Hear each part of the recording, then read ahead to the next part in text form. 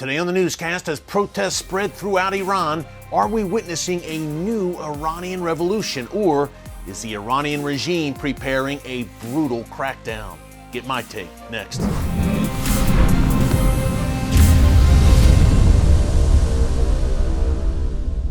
Hey folks, Erick Stakelbeck here. Welcome to the Watchman Newscast. We've got an update on a story we've been following for you here throughout the week, the growing protest throughout Iran. Now, tens of thousands, perhaps even hundreds of thousands of Iranians have now taken to the streets in cities across that country, and it's all over the death of Mahsa Amini. Now, we told you the other day here in the newscast, last week, 22-year-old Mahsa Amini killed in the prime of life for, according to the Iranian regime, not wearing her hijab, her Islamic head covering, properly. For that supposed crime, she was arrested by Iran's so-called morality police, who are among the most immoral people in that entire country and working for the Iranian regime. That's saying something.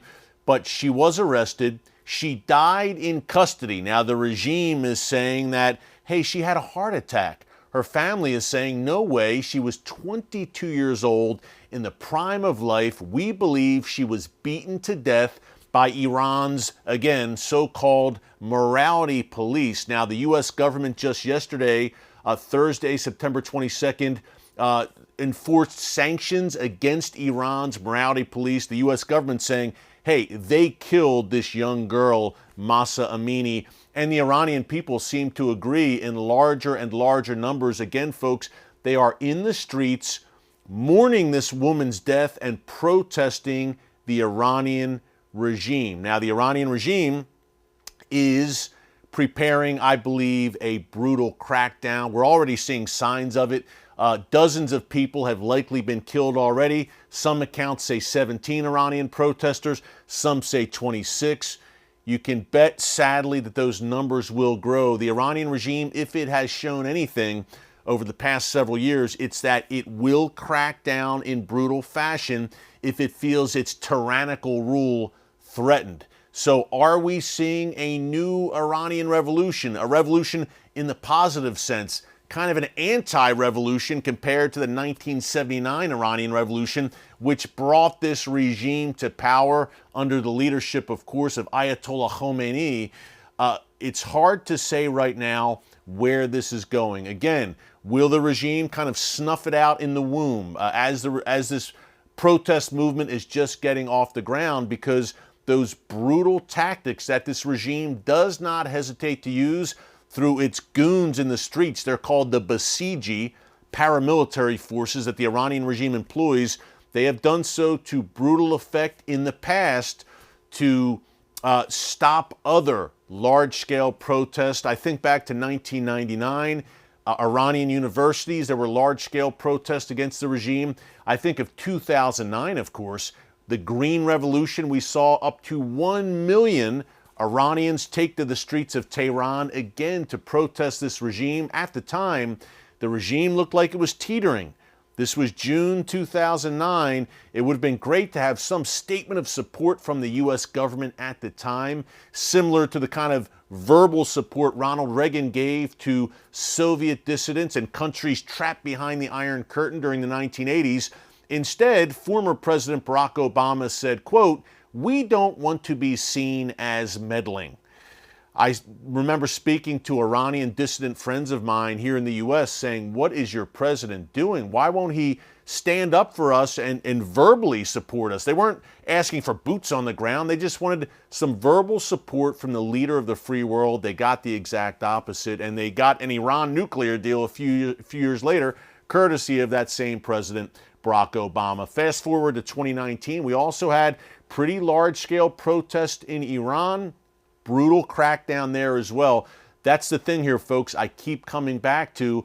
Iranians take to the streets, and the regime comes at them with the full deadly force that they have no hesitation in employing. Look no further than the man known as the Butcher of Tehran, Ibrahim Raisi, the current Iranian president, who many believe was behind the deaths of thousands of Iranian dissidents during the late 1980s who dared protest against this regime. Yet the UN rolled out the red carpet for Raisi this week, and he spoke at the UN General Assembly. Now, we see already the regime clapping back, so to speak, at the protesters. Major counter-protest run by the Iranian government today, pro-regime protest. They're shouting death to Israel and death to America, of course, and they are vowing violence against the protesters. Folks, I say all this to say, to give you an update, number one, but number two, pray for the people of Iran right now. Remember, the Iranian people are not the problem. We make that clear day after day here in the newscast. It's the regime. The people of Iran are the main victims of this regime. And to give you a better idea of the dynamics on the ground in Iran, the Iranian people, the history of Iran, which was ancient Persia, a Bible land, and also a great untold story, the rise of the Iranian church. That's right, the fastest growing church where Christianity is blossoming is, against all odds, inside Iran. To give you an idea of all of that and a better picture, I want to go real quick to this clip that I did from a program I hosted for TBN a little while back called The Rise of the Iranian Church. It is very informative, especially with what is going on right now in the streets of Iran. Take a look.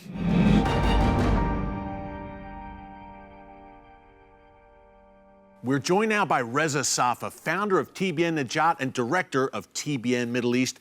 Reza, thank you so much for joining us. Good to be here. Yeah, there is so much to discuss, but I think a good way to start is to lay out how Iran is a Bible land. This was one of the lands mentioned many times in the Bible. Tell us a bit about that fascinating history. You know, if you read through the Old Testament, you see the book of Esther, big portion of Nehemiah, Daniel, all took place in Iran. As a matter of fact, Daniel is buried in Iran, Haggai is buried in Iran, and of course Esther was a Persian queen. You know, if you study the history of Israel, Iran was the key nation that God used to protect Israel from total destruction.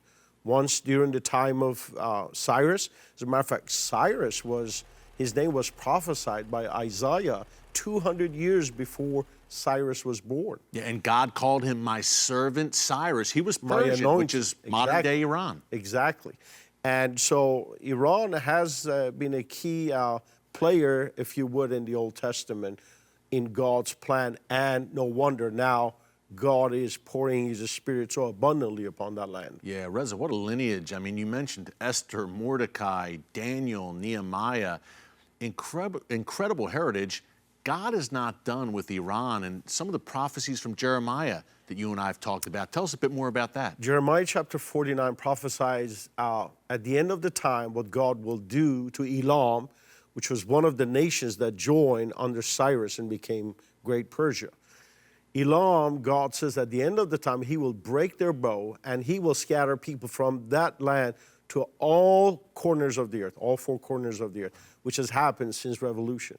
And then at the end it says, God will establish His throne in Elam at the end of the time.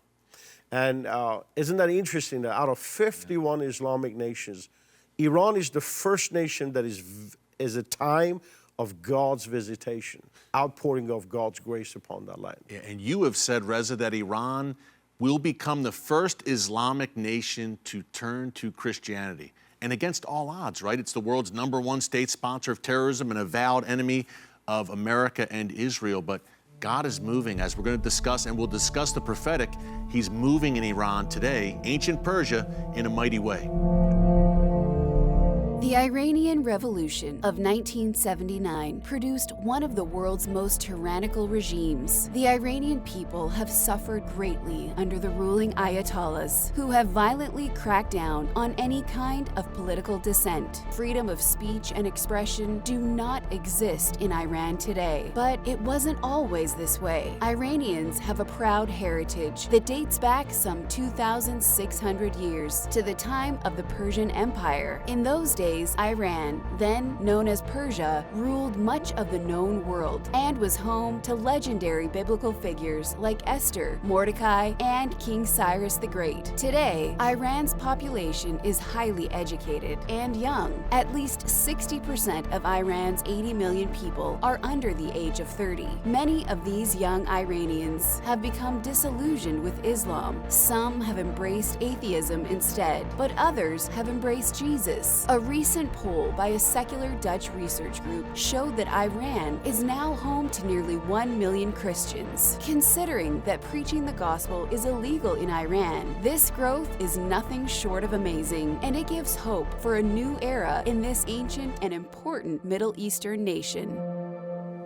Folks, pray for the people of Iran. Prayer works, and the people in that country need your prayers now more than ever. Remember, it wasn't too long ago that Iran was an ally of the United States and even of Israel. Yes, Israel and Iran had very warm relations prior to that 1979 Iranian Revolution, which changed everything, and where the current Iranian regime practically copyrighted the phrases "death to America" and "death to Israel." Let's pray for new leadership in that country. That would be an absolute game changer, obviously, for the region and the world. And pray for the persecuted church in Iran, which continues to grow against all odds, because you can't stop the gospel. We'll continue to follow this story very closely and bring you updates as we have them. Thanks so much for joining us here today on the Watchman Newscast. Until next time, God bless you. And remember, never hold your peace. Hey everyone, thanks for checking out the Watchman Newscast. If you enjoyed this episode and want to see more, make sure you go ahead and hit the like button, click subscribe, and tap the bell icon to turn on notifications for new Watchman Newscast episodes every weekday.